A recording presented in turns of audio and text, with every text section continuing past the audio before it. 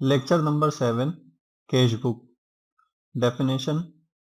Cash book सिर्फ और सिर्फ कैश ट्रांजैक्शन को रिकॉर्ड करने के लिए बनाई जाती है। कैश बुक में सिर्फ हम कैश की अदायगियां और वसूलियां रिकॉर्ड करते हैं। कैश बुक की रिकॉर्डिंग दूसरी बुक्स की तरह क्रोनोलॉजिकल ऑर्डर में ही होती हैं, यानी तारीख के हिसाब से तरतीब में। कैश बुक के खुसूसियात। नंबर 1, सिर्फ कैश ट्रांजैक्शन रिकॉर्ड करेंगे। नंबर 2, जर्नल और लेजर दोनों के फंक्शंस होते हैं इसमें। नंबर 3, डेबिट में रिसिट और क्रेडिट में पेमेंट्स लिखी जाती हैं। नंबर 4, डेट वाइज रिकॉर्डिंग की जाएगी। Types of cash book.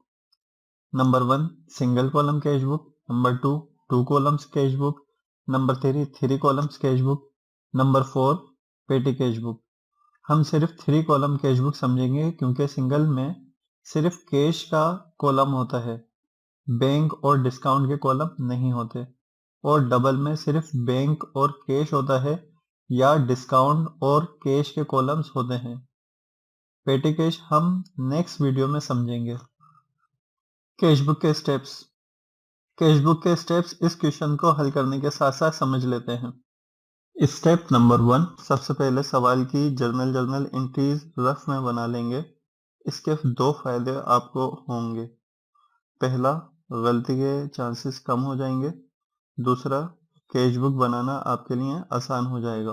Cash book दरअसल लेजर की ही तरह बनता है, जैसे हमने लेजर को जर्नल की मदद से बनाया था, यानी जो चीज़ जर्नल में डेबिट हुई थी वह हमने लेजर में डेबिट में लिखी थी और जो क्रेडिट हुई थी वो क्रेडिट में। अब हम कैश बुक भी लेजर के स्टेप्स फॉलो करके ही बनाएंगे। ये कैश बुक का फॉर्मेट है। डेट, पार्टिकुलर, LF यानी ledger folio, sales discount, cash, bank. इसी तरह दूसरी तरफ भी यही कॉलम है, बस यहाँ सेल्स डिस्काउंट की जगह परचेज डिस्काउंट आएगा। यहाँ डेबिट साइड पर रिसिट की हेडिंग आएगी और क्रेडिट पर पेमेंट की। सबसे पहले सवाल में दिए गए बैलेंसेस को नोट करेंगे। मार्च 1 का कैश का बैलेंस है 25,000 और बैंक है 52,000। ये दोनों एसेट्स हैं और एसेट्स का बैलेंस डेबिट साइड पर लिखते हैं। 3 मार्च को चेक इशू किया था तो बैंक क्रेडिट हुआ और परचेजेस डेबिट। जैसा कि मैंने बताया ये लेजर की ही तरह है। जर्नल में बैंक क्रेडिट हुआ तो हमने बैंक क्रेडिट साइड पर ही लिखा है। यहाँ बैंक परचेजेस की वजह से क्रेडिट हुआ है तो यहाँ पार्टिकुलर के कॉलम में लिखेंगे परचेजेस। इसके बाद कैश सेल्स हुई और इस कैश को हमने इसी दिन बैंक में जमा करा दिया, तो हमने बैंक को डेबिट किया तो यहाँ बैंक आया 6,000 और इसकी रीजन थी सेल्स, तो यहाँ आया सेल्स।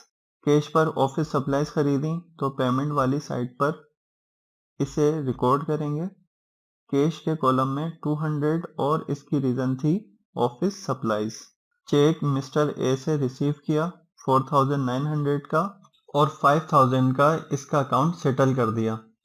इसका मतलब हुआ हमने 100 रुपीज का डिस्काउंट दिया और साथ ही चेक बैंक में भी जमा करवा दिया। तो डायरेक्ट हमने बैंक डेबिट किया तो यहाँ बैंक के कॉलम में आया 4,900, डिस्काउंट के कॉलम में आया 100 और यहाँ आया अकाउंट रिसीवेबल। 15 तारीख को कैश सेल्स हुई तो रिसिट की साइड पर कैश में आया 2,500 और इसकी रीजन आई सेल्स। ड्राइंग, यानी मिस्टर ए ने कारोबार से पैसे निकाल लिए हैं तो कारोबार से ये रकम चली गई और हम कारोबार का हिसाब किताब करते हैं, इसलिए ये कैश क्रेडिट किया है। तो यहाँ 2,000 कैश के कॉलम में आया पेमेंट साइड पर और रीजन आई ड्राइंग। 20 तारीख को 2,450 का चेक इशू किया लेकिन 2,500 अदा करने थे और यहाँ सेटलमेंट का लफ्ज हमें ये बता रहा है कि 50 का हमने डिस्काउंट लिया है, तो बैंक के कॉलम में आया 2,450 और परचेज डिस्काउंट में आया 50 और इनकी रीजन में आया अकाउंट पेबल। 24 तारीख को बैंक से पैसे निकाले हैं तो रिसिट साइड पर कैश में आया 5,000 और पेमेंट साइड पर बैंक में आया 5000। इस ट्रांजैक्शन का इम्पैक्ट दोनों तरफ आया है, इसलिए हमने LF के कॉलम में दोनों तरफ C लगा दिया है। अब हम बैलेंसिंग करेंगे जो कि लेजर की ही तरह होगी, बस ये टोटल का इजाफा होगा। लिहाजा पहले दोनों साइड्स का टोटल कर लेंगे।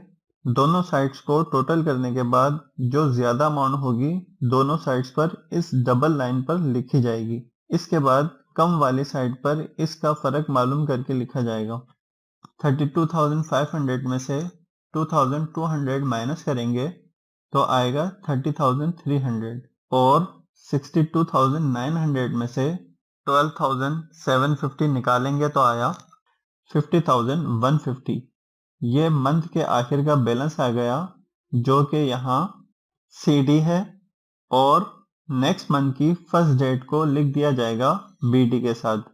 सेल और परचेज डिस्काउंट को हम डायरेक्ट इन दो लाइंस के ऊपर लिखेंगे और इनके इस तरह लेजर बना दिए जाएंगे। यहाँ ये सवाल हुआ मुकम्मल। अगली वीडियो तक के लिए गुड बाय।